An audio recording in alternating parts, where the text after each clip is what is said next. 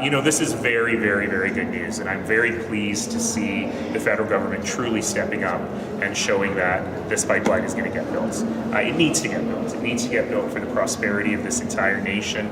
It has been through rigorous environmental analysis, and we can protect the environment and build the economy at the same time. So I'm very, very pleased. However, I got to say, it's a lot of money. And I wish it hadn't come to this. And I think that if I'm Premier Horgan in the government of British Columbia, maybe I'm asking myself today, did I just cost every taxpayer in this country $4.5 billion? Can you answer this in French, please? Oui. L'oléoduc est très, très important pour l'avenir de notre pays. Et je suis très heureux aujourd'hui que nous sommes ici. Et c'est absolument certain que l'oléoduc va être bâti. Mais c'est aussi difficile parce que tu as fait, c'est la faute de la province, du gouvernement de Colombie-Britannique qui a fait ça. Et je crois qu'il y avait un processus beaucoup plus facile et on n'a pas fait ça. What does the $4.5 billion from the feds and the Premier Notley budgeting up to $2 billion, does that do anything for investor confidence in Canada? Well, I really would have preferred the indemnity if they had been able to do that. Obviously, that was not possible. And at the end of the day, this is very similar to what Prime Minister Harper did with the auto sector. Make a temporary investment, keep those jobs going, keep that economy going, and then get out and get your money back. And the thing we know about this pipeline is it's going to be hugely profitable. And so the real question that I would be asking now if I'm the federal government is what's the right timing to get out? Do you want to wait until you make some real money off of this? Or do you want to get out relatively quickly and let the private sector do its job?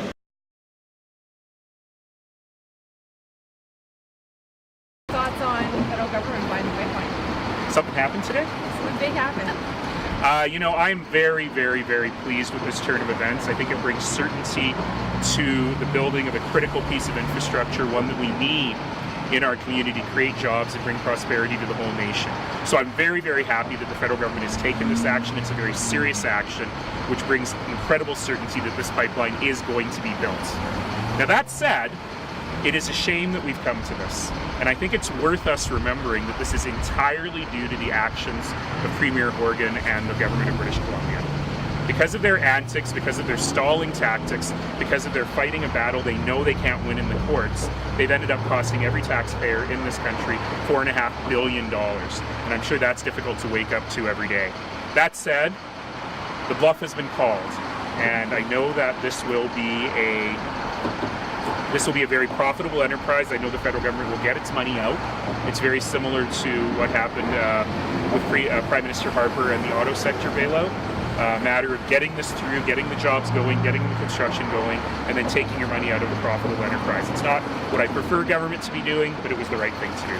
How soon do you think you'll see a change, specifically here in Alberta, in terms of jobs and just investors coming in and just, you know... Well, the good news about this is that when you take the Trans Mountain Pipeline, $7.9 billion or so, plus the Keystone XL pipeline, you end up with a figure of about $15 billion in capital investment, which is roughly what we lost at the beginning of the economic downturn in 2015.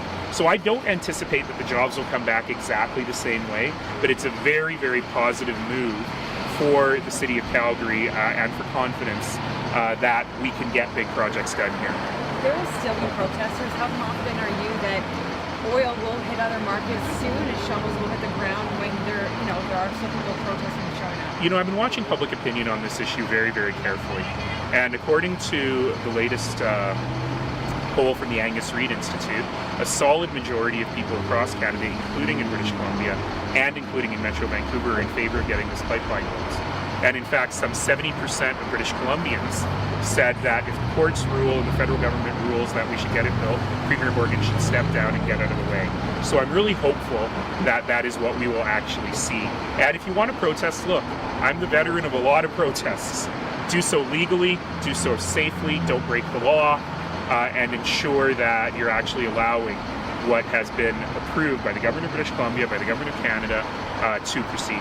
There are a few conservative voices saying this is a huge loss and shows a failure of the Trudeau government. What do you say to that? I would say right back to those people, what would you have done?